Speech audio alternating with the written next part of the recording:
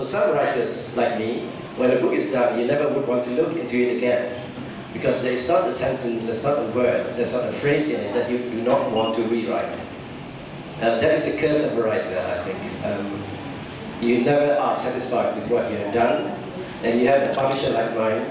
The publisher adds many, many typos into it as well, which rather irks. But by the 4th edition, I think it'll be all right.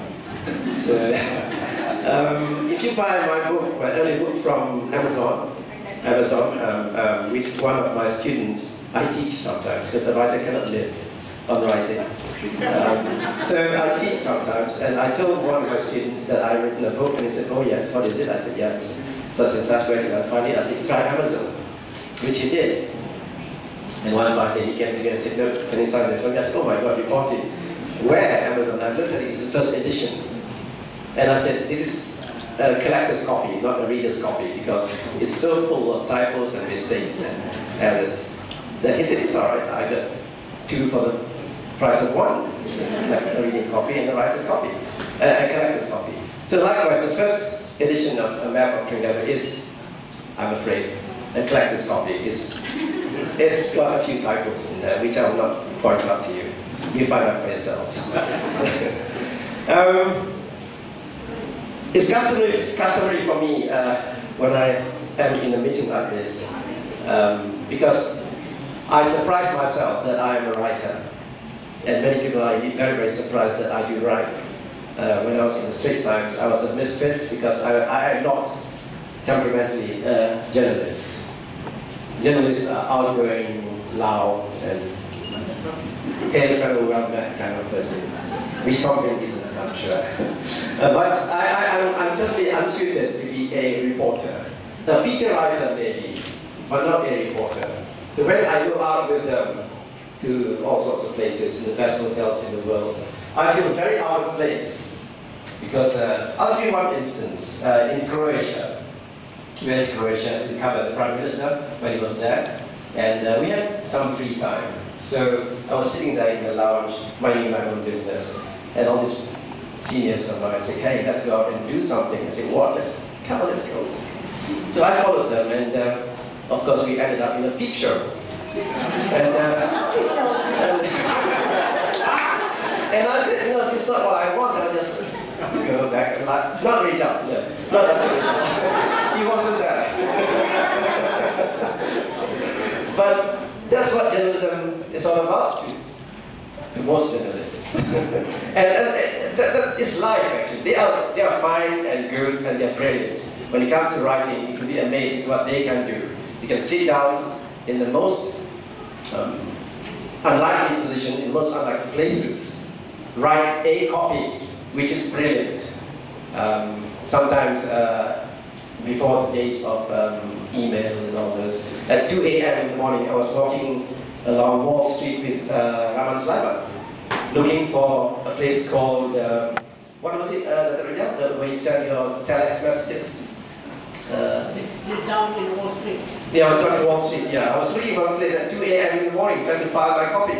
So that's what a writer's life, a reporter's life is about. It wasn't me. I didn't like it at all. I like I like to go to bed early. And I'm not a writer at all. I take hours to write my intro. And to write an intro is very, very important. Why I mention the intro? Because that's what hangs in my head all the time. It's something you carry on, I carry from my work. I was a reporter. Until a reporter, the first paragraph is the intro, which is the most important line in the story. We talk about inverted pyramids and all that. The first line is the intro. It's very, very important. You spend hours writing it. You erase it, you edit it, you rewrite, and so on and so forth. It hangs in my head. The first experience was at school when you were with your teacher. Your teacher says, okay, write an essay on whatever. He or she stands behind you. And as you write, she looks at it and says, no, that's wrong. And then he looks again and she looks again and says, oh, that's the wrong word you've chosen. He looks again and says, you've gone too far or too long, whatever. So when you grow up, your teacher is always in your head. So when you are on your own and you want to write something, a letter for instance, you always have a teacher behind you. You write the first sentence, you write it out because it's not good. You write another sentence, your teacher behind you says it's wrong, you rewrite. You're on the computer, you delete, you edit, you rewrite, because the teacher behind you nags it and says it's wrong. Now the first freedom I got was when I started blogging.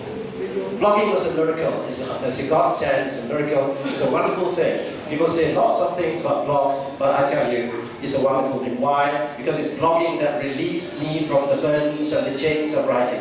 Why? Because from blogging, I forgot about the teacher, I forgot about the intros, I was myself. Why? Because when you blog, you do not care who reads it, or if people do read it at all. If you do not like it, you can always put it down and rewrite. Blogging releases people from a lot of burdens and baggages. And that's how I really started writing. When I started blogging, I found the freedom to write what I wanted. And then I started sitting down and I said, what do I write then? I can't go on blogging forever. No, my first blog was about politics. I blogged about world politics for about 3 years. Even before that, I had another web page. Even before the days of blogs, I had a website called Malaysia Net. And one of my writers was Rashid. And I wrote a lot of nonsense, all sorts of things that came to my head. I wrote them down. I did my own HTML coding, but when it got more complex, when Java came, I dropped. I couldn't cope with that. Anyway, blogging was the one which released me from the burdens of writing, from the shackles of writing. That's when I really discovered that you can write without having anyone nagging behind you, or without having people behind you telling you it is wrong. You just go on and write what you want. Because the real process of writing is in the second stage. The real process of writing is in the editing. I've said this before at other places, but if you listen, I want to say it again because this is very, very important, because people ask me, how do you write? How could you, a boy from Terengganu, who's deprived of all these benefits that you have in Kuala Lumpur, there are no libraries, there are no good teachers, you don't even speak proper Malay in Terengganu. How could you write? Well, my answer is you try and write, and then there you are, a writer. How do you become a writer? You want to know first what you want to write about. Now, I was very lucky because I was born and bred in a house, a very big house, and my family members, my uncles especially, left loads and loads of books in the house. And again, why I'm not suited to be a journalist, because I was basically a very shy boy, still am. After school, I would run home. The house is so big, I could be in front and my mother would be in the back. They didn't know where I was right in front. And I had books to read, and I read any damn thing that came in my way. Reader's Digest, White World magazines, Thurber, James Thurber is my favorite still. Stacks of books on the shelf, which unfortunately now have all been eaten by termites.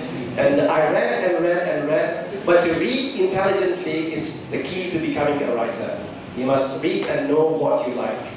If you're in an art gallery, and it's a cliche in the art world, people say, I don't know much about art, but I know what I like. But it's the same in writing. You may not know how to write, you may not know how to go about it, you might not know the mechanics of it, but if you know what you want, you go for it. If you like James Thurber, read James Thurber, and then one day you might want to sit down and ask yourself, why do I like James Thurber? And then comes the analysis. Once you're in that analytical stage, you start copying. I started copying James Thurber when I was at school. James Thurber was famous for long, convoluted sentences, which were funny. He wrote long sentences, very involved, but very funny. So I tried to be him. But then there will come a stage where you cannot be James Thurber, you cannot be Hemingway, you cannot be whoever you want to be, you have to be yourself. So that is the real writing, that's a real discovery of yourself as a writer. When you go a stage beyond and be your own man or woman. And I'm still trying to be that. I hope I will one day be successful. The story, of course, as we heard many, many times, that my first book was written basically for my children. My 4 children are all London born and bred, and I was born in a very, very different background from them. Different kind of life, different kind of school, even, different kind of parents, different kind of facilities at home. So I thought if they do not know what this is all about, if they do not know how their parents lived, it'll be a waste. Because I think Terengganu, for what it was such a marvelous little place which made you. because there's so little in Terengganu. I would say, I think now, because there's so little in Terengganu, that it builds you up. And everything that happens to you in Terengganu is so profound that you remember them for life. Things that happen to you, even the smallest thing that's inconsequential in Kuala Lumpur, to you is important. So you remember the games you play, you remember the trees you climb, you remember the fruits you ate, you remember the words you speak, you remember the meanings of words, and you remember incidents, which is another thing. Memory is a really, really wonderful and magical thing. This is my second discovery in writing the book, and that's the art of memory. Memory is a wonderful, magical, a miraculous thing, which, as I mentioned in my introduction to a map of Terengganu, never ceases to amaze you. You never cease to wonder what kind of things will come back to you in your memory. If you sit hard enough and think about it, things will come back to you in vivid color and sound, and the images are so vivid sometimes, it scares me. I can see people, for instance, Paku, for instance, Dutamas. I had not seen him for years and years. When I came back from the first book, I met him, and then he told me who he was. And then I remember it was him. And to my surprise, I remembered one day sitting in the school canteen, in SS primary school, secondary school. And I remember the book I was reading, Shokan Hoa. And then I remember Tengku Paku in his scout uniform glasses, talking to me. And he asked me, what are you reading?